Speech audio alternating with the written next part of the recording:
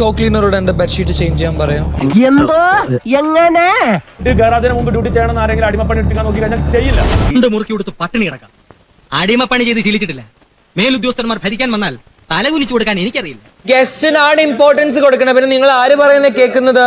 എന്താ താണു വണങ്ങണോ? അതിന് നട്ടല് വളയ്ക്കണം. ഞാൻ ഈടെ ഈ നട്ടല് വളയ്ക്കാറില്ല. എനിക്ക് ശമ്പളം തരുന്ന ഗസ്റ്റുകളല്ല.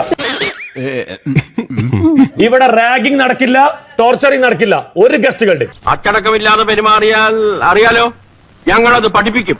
എനിക്ക് അറിയാൻ മേലാത്തോണ്ട് ചോദിക്കുക, താൻ ആരുവാ? നാരായണ പൂരായണ പോവേ. തനിക്കൊരു വിചാരമുണ്ട് താ ഏതോ കോപ്പിലെ വലിയ രാജാവാണ്. താ ഒരു പുല്ലുമല്ല. കേട്ട പന്ന റാസ്കലല്ലേ താൻ. റാഗിങ്ങോ? നിങ്ങൾക്ക് നിങ്ങളുടെ ഡ്യൂട്ടി ചെയ്യാൻ വയ്യ? ഗസ്റ്റുകൾക്ക് മറുപടി എന്റെ ആവശ്യമില്ല. ഇത് വടി കൊടുത്ത് അടി വാങ്ങുന്ന പരിപാടിയാണല്ലോ ബാബു.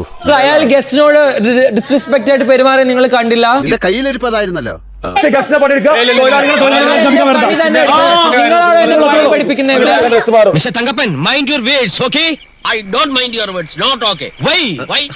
തറവേല ഞാനിപ്പോ ഇവിടെ കാണിക്കാൻ പോവാണ്. കൂടെ നിന്നോണം. നീ വേഗം കാണിക്കേ.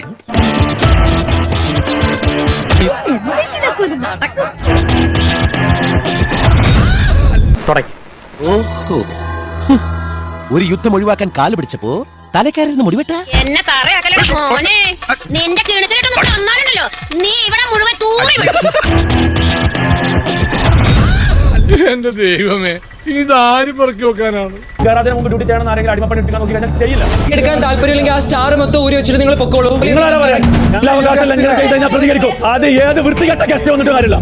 ഇനി ഇതൊരു 10,000 പ്രാവശ്യം തട്ടിയിട്ടാൽ എനിക്ക് കുഴപ്പം. പൂത്താലും പോകത്ത കുറെ വേസ്റ്റുകൾ. മനസ്സ് നിറഞ്ഞു. തന്തയ്ക്ക് വിളിച്ച പോലത്തെ ഒരു സുഖം. ബനാവാസ് ബാക്കിയുള്ള ആൾക്കാരോട് സംസാരിക്കുന്ന ലാംഗ്വേജ് എന്റെ അടുത്ത് സംസാരിക്കണ്ട. സ്റ്റാൻഡേർഡ് ഈ ഹൗസിൽ എന്താ കൂട്ടത്തോട് പറഞ്ഞേരെ മറ്റേ വീട് കാട് കയറി